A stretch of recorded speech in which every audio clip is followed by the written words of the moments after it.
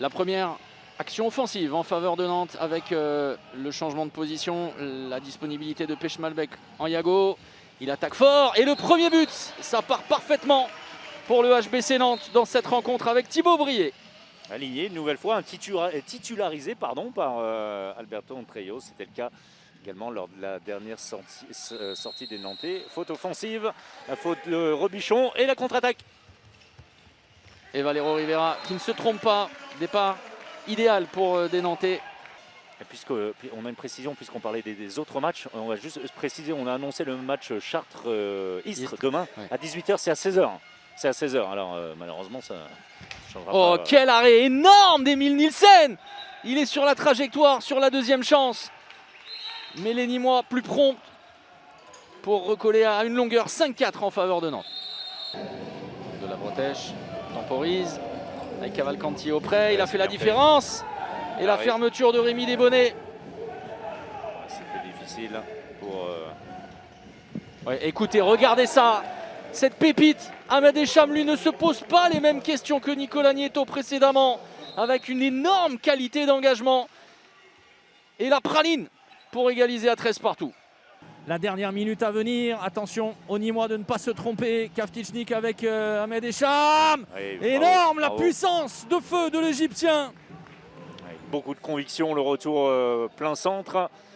Et le travail à l'intérieur de Nieto qui fixe la défense centrale nantaise. De très bons tirs. Coin long, Lucarne pour Echam. Check avec Cavalcanti. Pechmalbek sur le départ de l'enclenchement. Le croisé sans ballon, Ovnicek, Cavalcanti. Et le temps fort du Slovène face à Salou. C'est tenu, mais la solution jusqu'au bout avec Valero Rivera. C'est parfait ce que réalisent les Nantais. Et bon mouvement, bien travaillé, bien en place, bien exécuté. Et effectivement, le plus gros écart, 19-15 en faveur du H qui déroule dans cette entame de seconde période. Et forcément en infériorité numérique, la défense nîmoise qui est redescendue. Allez, bravo. Ouais, là, attention, pas de gardien. gardien. Vite Kavtichnik. Oh, qui a tanké la balle parfaitement. La Vista. Dans le coin, tout en bas, avec Emile Nielsen qui n'a pas eu le temps de faire son retour. Attention, les Nantais qui essaient de profiter des derniers instants. Oui, mais qui forcent quelque peu leur jeu. Et la passe dans les Regardez, pieds, la passe dans les pieds. Et ce ballon compliqué à gérer. Au départ, il en a un peu trop mis, Valero Rivera. Nouvelle tentative. Oh, le sauvetage de Superman. Est-ce un oiseau? Est-ce un avion? Non, c'est Emile Nielsen. Alors ça n'est pas aussi léger que Rune Domke, souvenez-vous, il y a quelques années. Mais c'est décisif.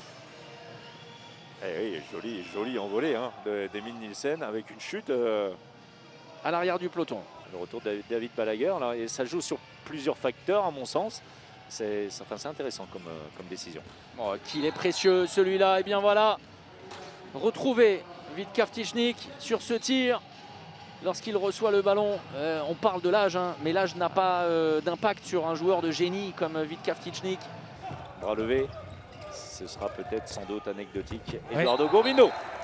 Et bien voilà, ce succès définitif malgré ce dernier but inscrit par l'USAM.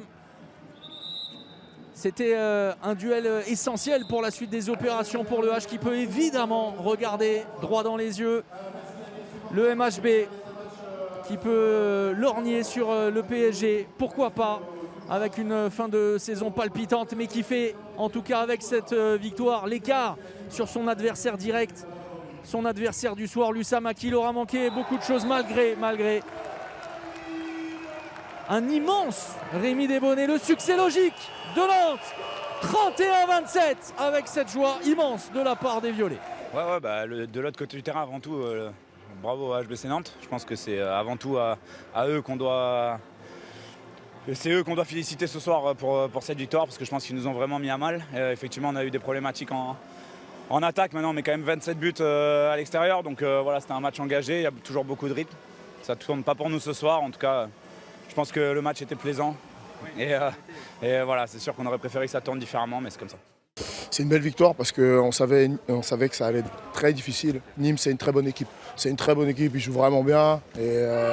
Et de toute façon, pour l'emporter contre eux, il fallait faire un gros match. On a bien commencé le match. Je trouvais on a mis pas mal d'intensité. C'était un peu ce dont on avait besoin pour se lancer et aussi pour prendre confiance. Et voilà, après, ils sont revenus parce qu'ils sont bons. Et on n'a pas trop craqué. On n'a pas craqué à ce moment-là. On a su remettre pas mal d'intensité. Et en deuxième mi-temps, on a bien défendu. Je pense pendant un quart d'heure, on a dû prendre 4 ou 5 buts, un truc comme ça. Et c'était bien. Émile, il a fait des arrêts. Et c'était voilà, pour la confiance, c'est bien, c'est très bien. Parce qu'on a gagné, on vient de prendre 2 points contre un concurrent. Et voilà, on est toujours ambitieux, donc c'est bien.